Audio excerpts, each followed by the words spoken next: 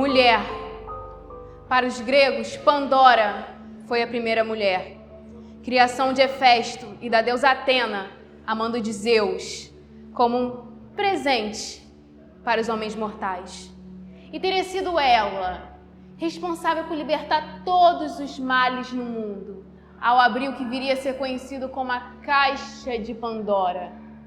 Já para os cristãos, a primeira mulher foi criada a partir da costela do homem para lhe fazer companhia, mas também teria sido a primeira a cair na tentação da serpente, causando a expulsão de todos os humanos do Jardim do Éden, entre outras versões. Mas o que significa ser mulher? Para eles, significa apenas destruição e perdição. Em minha experiência, significa resistência. A história das mulheres é marcada por violência e silenciamentos. Por vezes, tentaram apagar a verdade da história. Por outras, tentaram apagar as próprias mulheres da história. Mas isso não me surpreende. A maior parte das histórias é contada por eles e sobre eles. Os homens. Ou pelo menos é a versão deles que possui maior valor. Não acredita em mim? Vejamos então. Você, pense em grandes nomes da história mundial.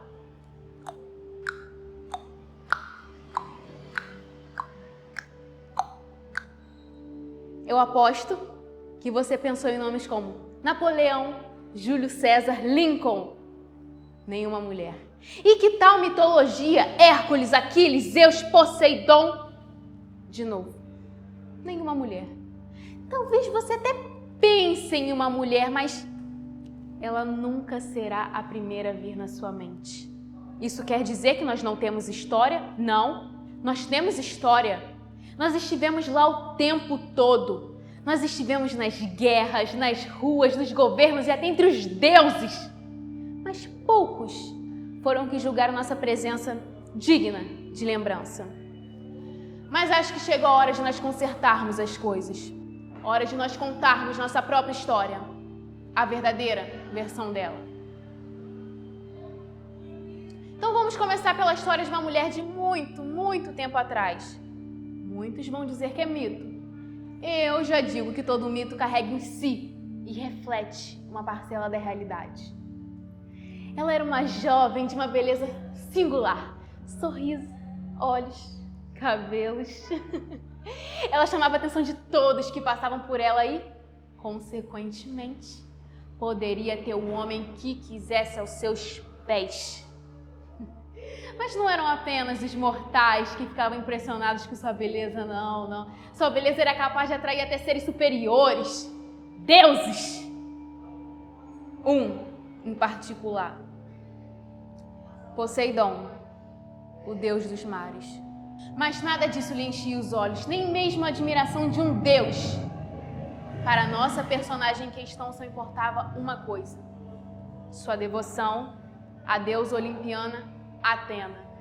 Ela era completamente fascinada pela deusa, sua sabedoria, e por isso decidiu dedicar sua vida a ela, se tornando sua sacerdotisa e vivendo com sua virtude intacta.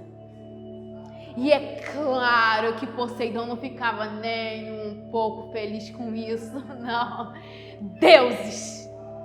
Eles não gostam de ouvir, não.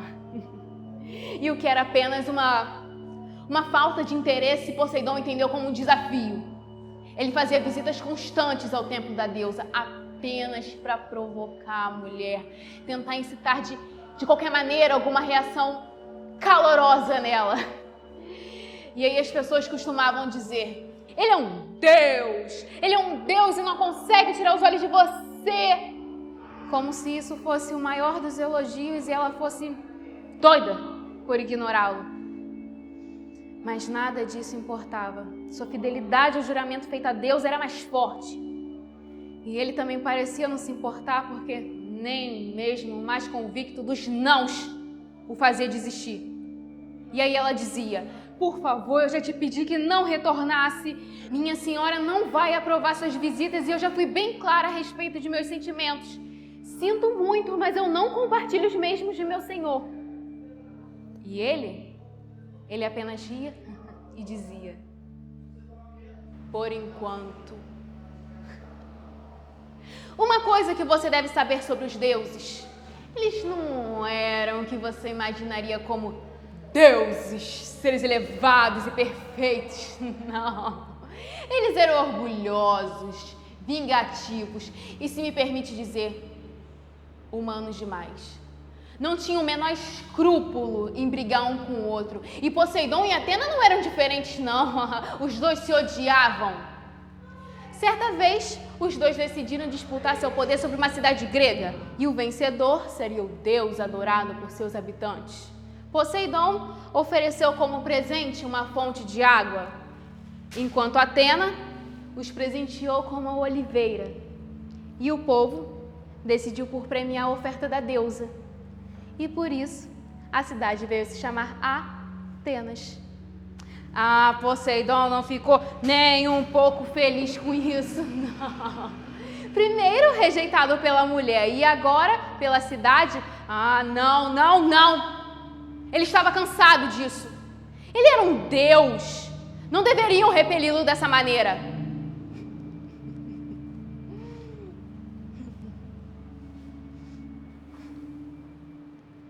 Mas ele teria o que ele queria. De qualquer jeito.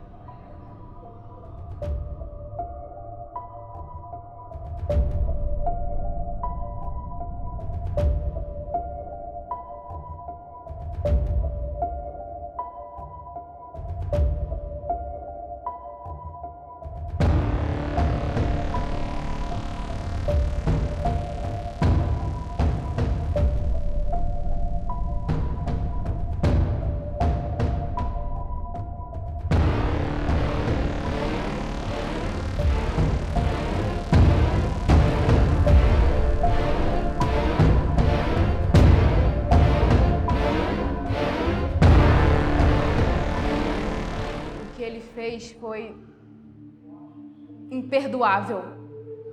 Ele não só tirou sua virtude, foi como se ele tivesse tirado uma parte de sua alma também, uma parte de quem ela era. E ela se sentia suja, uma sujeira que por mais que esfregasse, não conseguia tirar, porque estava entranhada nela. Ela não conseguia sequer se olhar no espelho, porque tinha medo de ver o que tinha sido feito dela. E ela não sabia a quem recorrer. Sua esperança era que quando soubesse, sua senhora Atena viesse em seu amparo. E ela se ajoelha aos pés da deusa, esperando palavras de conforto, mas é apenas desprezo que ela recebe. Atena a acusa de desvio de sua missão como sacerdotisa, sendo ela própria culpada pelo crime. E ela tenta explicar que sempre negou as investidas do Deus, mas Atena não quis ouvir. O veredicto estava dado. Ela era culpada, não o homem que cometeu o crime. Ela, eu, Medusa. Mas você deve estar se questionando. Mas Medusa era um monstro e você está me contando a história de uma mulher. Não. Medusa já foi uma mulher um dia. Eu fui essa mulher. Mas assim como a culpa, a punição também apenas recaiu sobre mim. Atena me transformou em um monstro horrível com serpentes brotando da cabeça e olhos que transformariam qualquer um que os encarasse em pedra. Eu fui condenada a viver em solidão. De primeira eu não consegui entender por que tudo isso estava acontecendo, porque somente eu tinha sido punida. Devia ter algum erro. E eu agonizava, eu ajoelhava no chão e suplicava para os céus, para Atena. Por que, minha senhora? Logo eu que sempre fui tão fiel. Por que você me castiga assim? Por quê? Por quê? Por quê? Por quê? Por quê? Mas o Olimpo não me atendia. Eu estava sozinha. De primeira foi bem difícil. Eu fui abandonada pela pessoa que mais admirava e confiava no mundo. Mas com o tempo eu comecei a entender a injustiça de que tinha sido alvo. Eu fui castigada, enquanto o verdadeiro culpado não havia sofrido nenhum arranhão e ainda se sentava entre os poderosos. Então a angústia começou a dar lugar a outro sentimento: raiva. Anos da minha vida sendo fiel à minha promessa, e pra quê? Pra ser tratada igual um lixo? Pra não ter nem ao menos o direito de me defender? Hein? Por que vocês não me respondem? Eu sei que vocês estão me ouvindo.